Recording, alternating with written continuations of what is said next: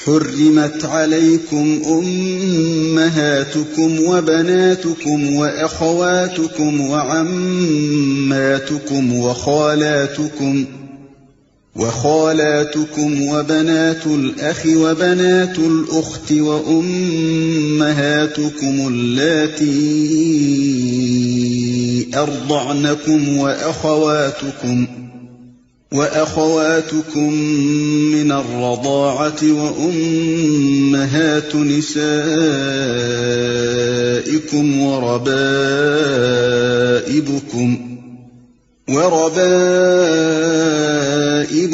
اللاتي في حجوركم من نسائكم اللاتي دخلتم بهن فإن لم تكونوا دخلتم بهن فلا جناح عليكم وحلائل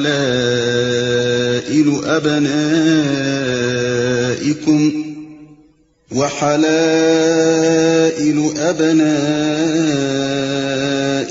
الذين من أصلابكم وأن تجمعوا بين الأختين إلا ما قد سلف ان اللہ کان غفورا رحیما۔ تم پر حرام کی گئیں تمہاری مائیں، بیٹیاں، بہنیں، پھوپھیاں، خالائیں، بھتیجیاں، بھانجیاں، اور تمہاری وہ مائیں جنہوں نے تم کو دودھ پلایا ہو، اور تمہاری دودھ شریک بہنیں، اور تمہاری بیویوں کی مائیں، اور تمہاری بیویوں کی لڑکیاں جنہوں نے تمہاری گودوں میں پرورش پائی ہے، ان بیویوں کی لڑکیاں جن سے تمہارا تعلق زن و شو ہو چکا ہو، ورنہ اگر صرف نکاح ہوا ہو اور تعلق زن و شو نہ ہوا ہو تو انہیں چھوڑ کر ان کی لڑکیوں سے نکاح کر لینے میں تم پر کوئی مواخذہ نہیں ہے، اور تمہارے ان بیٹوں کی بیویاں جو تمہاری صلب سے ہوں، اور یہ بھی تم پر حرام کیا گیا ہے کہ ایک نکاح میں 2 بہنوں کو جمع کرو، مگر جو پہلے ہو گیا سو ہو گیا، اللہ بخشنے والا اور رحم کرنے والا ہے۔ تمہاری مائیں، ماں کا اطلاق سگی اور سوتیلی دونوں قسم کی ماؤں پر ہوتا ہے، اس لیے دونوں حرام ہیں۔ نیز اسی حکم میں باپ کی ماں اور ماں کی ماں بھی شامل ہے۔ اس امر میں اختلاف ہے کہ جس عورت سے باپ کا ناجائز تعلق ہو چکا ہو وہ بھی بیٹے پر حرام ہے یا نہیں۔ سلف میں سے بعض اس کی حرمت کے قائل نہیں ہیں اور بعض اسے بھی حرام قرار دیتے ہیں،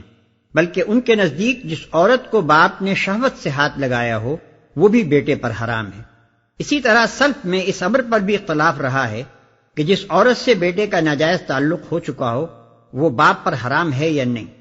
اور جس مرد سے ماں یا بیٹی کا ناجائز تعلق رہا ہو یا بعد میں ہو جائے اس سے نکاح ماں اور بیٹی دونوں کے لیے حرام ہے یا نہیں۔ اس باب میں فقیہانہ بحثیں بہت طویل ہیں، مگر یہ بات بادنا تعمل سمجھ میں آ سکتی ہے کہ کسی شخص کے نکاح میں ایسی عورت کا ہونا جس پر اس کا باپ یا اس کا بیٹا بھی نظر رکھتا ہو یا جس کی ماں یا بیٹی پر بھی اس کی نگاہ ہو، ایک صالح معاشرت کے لیے کسی طرح مناسب نہیں ہو سکتا۔ شریعت الہی کا مزاج اس معاملے میں ان قانونی مشگافیوں کو قبول نہیں کرتا جن کی بنا پر نکاح اور غیر نکاح اور قبل نکاح اور بعد نکاح اور لمس اور نظر وغیرہ میں فرق کیا جاتا ہے۔ سیدھی اور صاف بات یہ ہے کہ خاندانی زندگی میں ایک ہی عورت کے ساتھ باپ اور بیٹے کے یا ایک ہی مرد کے ساتھ ماں اور بیٹی کے شہوانی جذبات کا وابستہ ہونا سخت مفاسد کا موجب ہے اور شریعت اسے ہرگز برداشت نہیں کر سکتی۔ نبی صلی اللہ علیہ وسلم کا ارشاد ہے، جس شخص نے کسی عورت کے اعضائے صنفی پر نظر ڈالی ہو اس کی ماں اور بیٹی دونوں اس پر حرام ہیں۔ خدا اس شخص کی صورت دیکھنا پسند نہیں کرتا جو بیک وقت ماں اور بیٹی دونوں کے اعضائے صنفی پر نظر ڈالے۔ ان روایات سے شریعت کا منشا صاف واضح ہو جاتا ہے۔ بیٹی کے حکم میں پوتی اور نباسی بھی شامل ہے۔ البتہ اس امر میں اختلاف ہے کہ ناجائز تعلقات کے نتیجے میں جو لڑکی ہوئی ہو وہ بھی حرام ہے یا نہیں۔ امام ابو حنیفہ رحمۃ اللہ علیہ، امام مالک اور احمد ابن حنبل رحمہم اللہ کے نزدیک وہ بھی جائز بیٹی کی طرح محرمات میں سے ہے، اور امام شافعی رحمۃ اللہ علیہ کے نزدیک وہ محرمات میں سے نہیں ہے، مگر در حقیقت یہ تصور بھی ذوق سلیم پر بار ہے کہ جس لڑکی کے متعلق آدمی یہ جانتا ہو کہ وہ اسی کے نطفے سے پیدا ہوئی ہے اس کے ساتھ نکاح کرنا اس کے لیے جائز ہو۔ بہنیں، سگی بہن اور ماں شریک بہن اور باپ شریک بہن تینوں اس حکم میں یکساں ہیں۔ بھانجیاں، ان سب رشتوں میں بھی سگے اور سوتیلے کے درمیان کوئی فرق نہیں ہے۔ باپ اور ماں کی بہن خواہ سگی ہو خواہ سوتیلی یا باپ شریک، بہرحال وہ بیٹے پر حرام ہے۔ اسی طرح بھائی اور بہن خواہ سگے ہوں یا سوتیلے یا باپ شریک، ان کی بیٹیاں ایک شخص کے لیے اپنی بیٹی کی طرح حرام ہیں۔ اور تمہاری دودھ شریک بہنیں، اس امر پر امت میں اتفاق ہے کہ ایک لڑکے یا لڑکی نے جس عورت کا دودھ پیا ہو اس کے لیے وہ عورت ماں کے حکم میں اور اس کا شوہر باپ کے حکم میں ہے، اور تمام وہ رشتے جو حقیقی ماں اور باپ کے تعلق سے حرام ہوتے ہیں رضائی ماں اور باپ کے تعلق سے بھی حرام ہو جاتے ہیں۔ اس حکم کا ماخذ نبی کریم صلی اللہ علیہ وسلم کا یہ ارشاد ہے کہ یحرم من الرضاء ما یحرم من النسب، کہ جس چیز کو نسب نے حرام کر دیا ہے اسی چیز کو رضاعت نے حرام کر دیا ہے۔ البتہ اس امر میں اختلاف ہے کہ حرمت رضاعت کس قدر دودھ پینے سے ثابت ہوتی ہے۔ امام ابو حنیفہ رحمۃ اللہ علیہ اور امام مالک رحمۃ اللہ علیہ کے نزدیک جتنی مقدار سے روزے دار کا روزہ ٹوٹ سکتا ہے اتنی ہی مقدار میں اگر بچہ کسی کا دودھ پی لے تو حرمت ثابت ہو جاتی ہے، مگر امام احمد کے نزدیک 3 مرتبہ پینے سے اور امام شافعی کے نزدیک 5 دفعہ پینے سے یہ حرمت ثابت ہوتی ہے۔ نیز اس امر میں بھی اختلاف ہے کہ کس عمر میں پینے سے یہ رشتے حرام ہوتے ہیں۔ اس باب میں فقہا کے اقوال حسب ذیل: 1، اعتبار صرف اس زمانے میں دودھ پینے کا ہے جبکہ بچے کا دودھ چھوڑایا نہ جا چکا ہو اور شیر خارگی ہی پر اس کے تغذیہ کا انحصار ہو، ورنہ دودھ چھٹائی کے بعد اگر کسی بچے نے کسی عورت کا دودھ پی لیا ہو تو اس کی حیثیت ایسی ہی ہے جیسے اس نے پانی پی لیا۔ یہ رائے ام سلمہ رضی اللہ عنہا اور ابن عباس رضی اللہ عنہما کی ہے۔ حضرت علی رضی اللہ عنہ سے بھی ایک روایت اس معنی میں آئی ہے۔ زہری، حسن بصری، قتادہ، اکرمہ اور اوزائی اسی کے قائل ہیں۔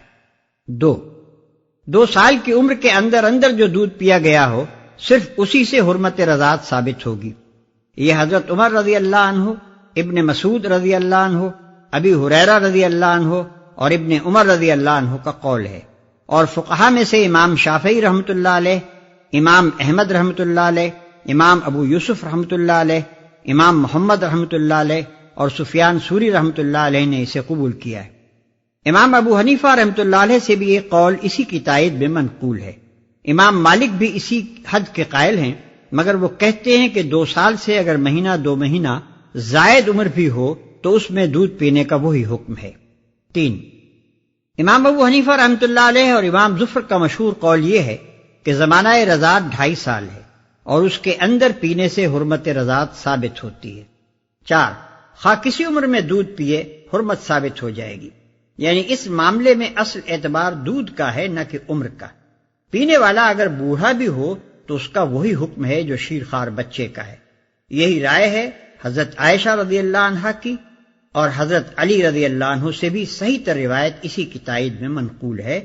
اور فقہا میں سے عروہ بن زبیر، عطا، لیث بن سعد اور ابن حزم نے اسی قول کو اختیار کیا ہے۔ اور تمہاری بیویوں کی مائیں،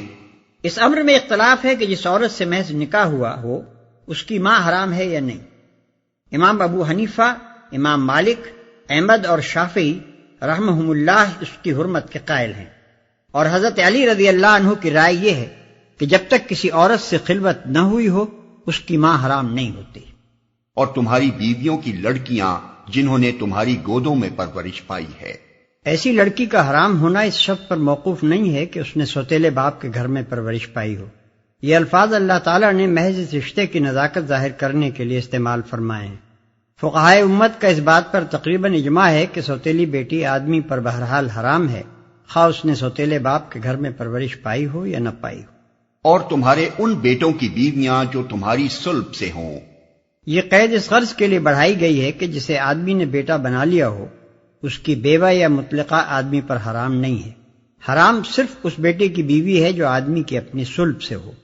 اور بیٹے ہی کی طرح پوتے اور نواسے کی بیوی بھی دادا اور نانا پر حرام ہے۔ اور یہ بھی تم پر حرام کیا گیا ہے کہ ایک نکاح میں 2 بہنوں کو جمع کرو۔ نبی صلی اللہ علیہ وسلم کی ہدایت ہے کہ خالہ اور بھانجی اور پھوپھی اور بھتیجی کو بھی ایک ساتھ نکاح میں رکھنا حرام ہے۔ اس معاملے میں یہ اصول سمجھ لینا چاہیے کہ ایسی 2 عورتوں کو جمع کرنا بہرحال حرام ہے جن میں سے کوئی ایک اگر مرد ہوتی تو اس کا نکاح دوسری سے حرام ہوتا۔ اللہ بخشنے والا اور رحم کرنے والا ہے۔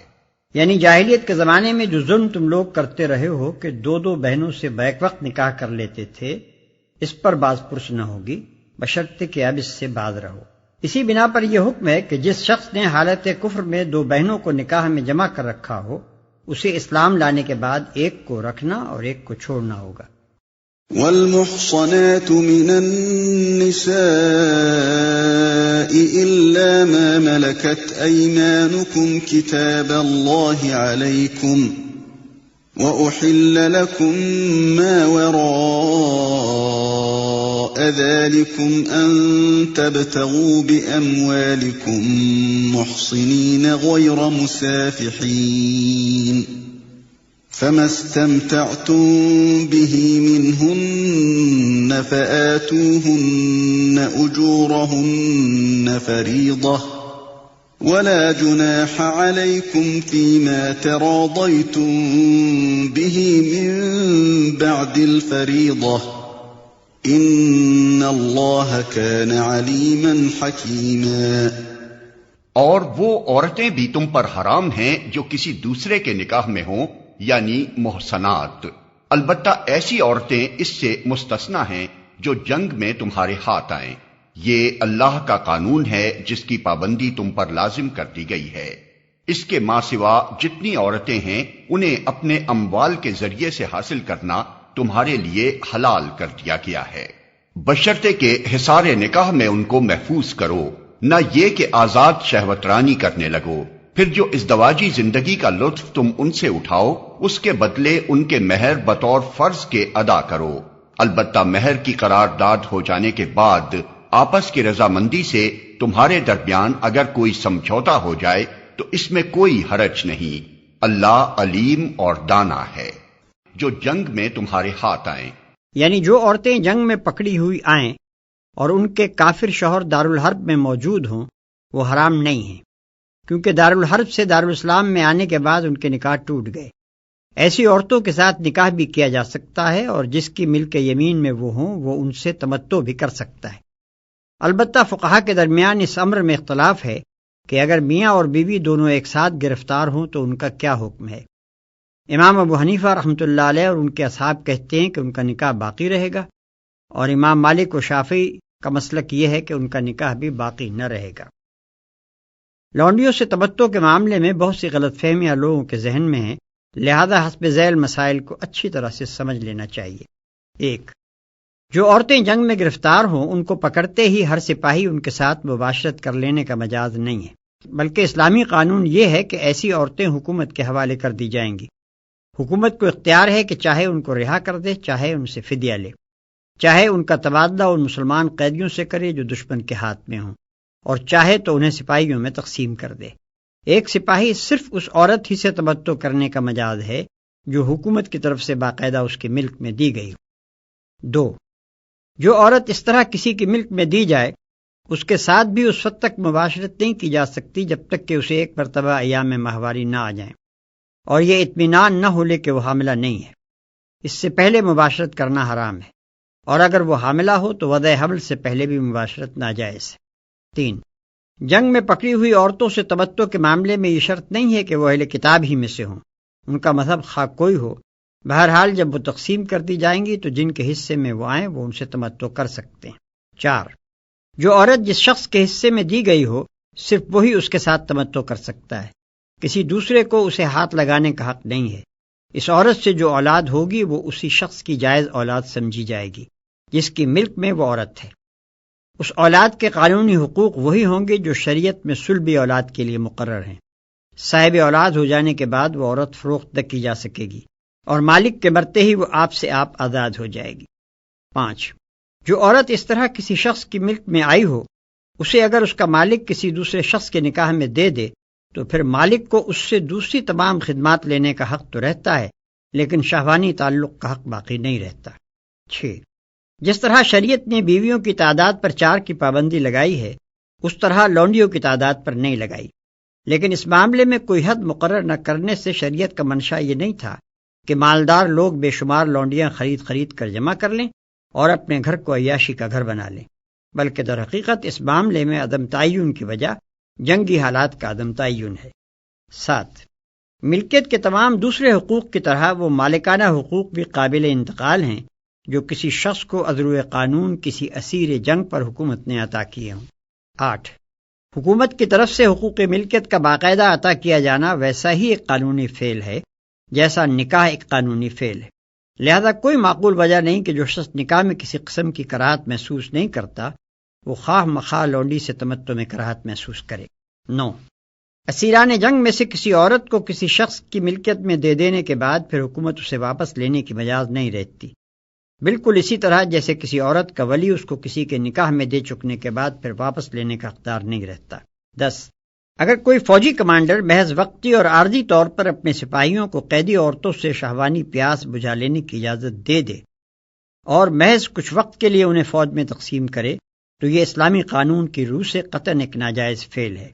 اس میں اور زنا میں کوئی فرق نہیں ہے، اور زنا اسلامی قانون میں جرم ہے۔ تفصیلی بحث کے لیے مراجعہ ہو ہماری کتاب تفہیمات حصہ دوم اور رسائل و مسائل حصہ اول۔ ومن لم يستطع منكم طولا أن ينكح المحصنات المؤمنات فمما ملكت أيمانكم من فتياتكم المؤمنات والله أعلم بإيمانكم بعضكم من بعض فانكحوهن بإذن أهلهن وآتوهن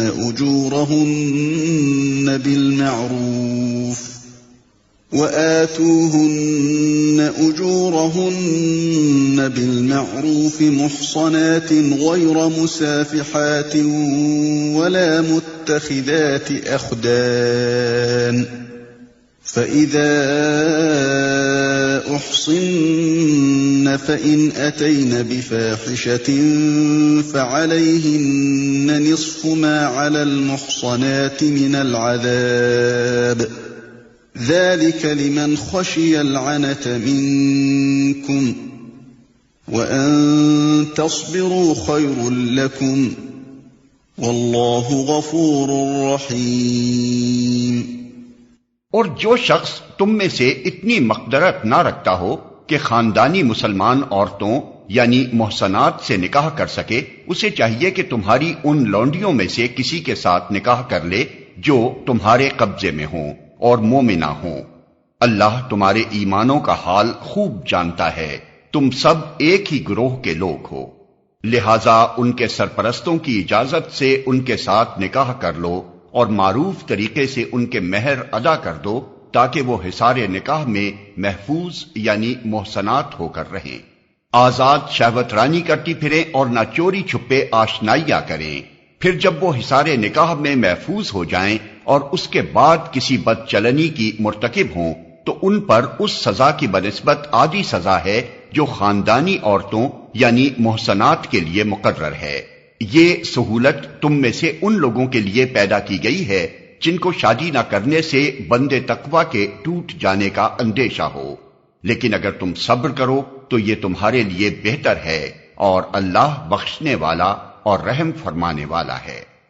تم سب ایک ہی گروہ کے لوگ ہو، یعنی معاشرت میں لوگوں کے درمیان جو فرق مراتب ہے وہ محض ایک اعتباری چیز ہے، ورنہ دراصل سب مسلمان یکساں ہیں، اور اگر کوئی حقیقی وجہ امتیاز ان کے درمیان ہے تو وہ ایمان ہے جو محض اونچے گھرانوں ہی کا حصہ نہیں ہے۔ ہو سکتا ہے کہ ایک لونڈی ایمان و اخلاق میں خاندانی عورت سے بہتر ہو، جو خاندانی عورتوں یعنی محصنات کے لیے مقرر ہے۔ سرسری نگاہ میں یہاں ایک پیچیدگی واقع ہوتی ہے جس سے خوارج اور ان دوسرے لوگوں نے فائدہ اٹھایا ہے جو رجم کے منکر ہیں۔ وہ کہتے ہیں کہ اگر آزاد شادی شدہ عورت کے لیے شریعت اسلام میں زنا کی سزا رجم ہے تو اس کی نصف سزا کیا ہو سکتی ہے جو لونڈی کو دی جائے، لہذا یہ آیت اس بات پر دلیل قاطع ہے کہ اسلام میں رجم کی سزا ہے ہی نہیں، لیکن ان لوگوں نے قرآن کے الفاظ پر غور نہیں کیا۔ اس رکوع میں لفظ محصنات و محفوظ عورتیں دو مختلف معنوں میں استعمال کیا گیا ہے۔ ایک شادی شدہ عورتیں جن کو شوہر کی حفاظت حاصل ہو، دوسرے خاندانی عورتیں جن کو خاندان کی حفاظت حاصل ہو، اگرچہ وہ شادی شدہ نہ ہوں۔ آیت زیر بحث میں محسنات کا لفظ لونڈی کے بالمقابل خاندانی عورتوں کے لیے دوسرے معنی میں استعمال ہوا ہے، نہ کہ پہلے معنی میں، جیسا کہ آیت کے مضمون سے صاف ظاہر ہے۔ بخلاف اس کے لونڈیوں کے لیے محسنات کا لفظ پہلے معنی میں استعمال ہوا ہے اور صاف الفاظ میں فرمایا ہے کہ جب انہیں نکاح کی حفاظت حاصل ہو جائے تب ان کے لیے زنا کے ارتکاب پر وہ سزا ہے جو مذکور ہوئی۔ اب اگر غیر نگاہ سے دیکھا جائے تو یہ بات بالکل واضح ہو جاتی ہے کہ خاندانی عورت کو دو حفاظتیں حاصل ہوتی ہیں، ایک خاندان کی حفاظت جس کی بنا پر وہ شادی کے بغیر بھی محسنہ ہوتی ہے، دوسری شوہر کی حفاظت جس کی وجہ سے اس کے لیے خاندان کی حفاظت پر ایک اور حفاظت کا اضافہ ہو جاتا ہے۔ بخلاف اس کے لونڈی جب تک لونڈی ہے محسنہ نہیں ہے، کیونکہ اس کو کسی خاندان کی حفاظت حاصل نہیں ہے۔ البتہ نکاح ہونے پر اس کو صرف شوہر کی حفاظت حاصل ہوتی ہے، اور وہ بھی ادھوری، کیونکہ شوہر کی حفاظت میں آنے کے بعد بھی نہ تو وہ ان لوگوں کی بندگی سے آزاد ہوتی ہے جن کی ملک میں وہ تھی، اور نہ اسے معاشرت میں وہ مرتبہ حاصل ہوتا ہے جو خاندانی عورت کو نصیب ہوا کرتا ہے۔ لہذا اسے جو سزا دی جائے گی وہ غیر شادی شدہ خاندانی عورتوں کی سزا سے آدھی ہوگی، نہ کہ شادی شدہ خاندانی عورتوں کی سزا سے۔ نیز یہیں سے یہ بات بھی معلوم ہو گئی کہ سورہ نور کی دوسری آیت میں زنا کی جس سزا کا ذکر ہے وہ صرف غیر شادی شدہ خاندانی عورتوں کے لیے ہے، جن کے مقابلے میں یہاں شادی شدہ لونڈی کی سزا نصف بیان کی گئی ہے۔ رہیں شادی شدہ خاندانی عورتیں تو وہ غیر شادی شدہ محسنات سے زیادہ سخت سزا کی مستحق ہیں، کیونکہ وہ دوہری حفاظت کو توڑتی ہیں۔ اگرچہ قرآن ان کے لیے سزائے رجم کی تصریح نہیں کرتا، لیکن نہایت لطیف طریقے سے اس کی طرف اشارہ کرتا ہے جو بلید الذہن لوگوں سے مخفی رہ جائے تو رہ جائے، نبی کے ذہن رسا سے مخفی نہیں رہ سکتا۔ یہ سہولت یعنی خاندانی عورت سے نکاح کرنے کی استطاعت نہ ہو تو کسی لونڈی سے اس کے مالکوں کی اجازت لے کر نکاح کر لینے کی سہولت۔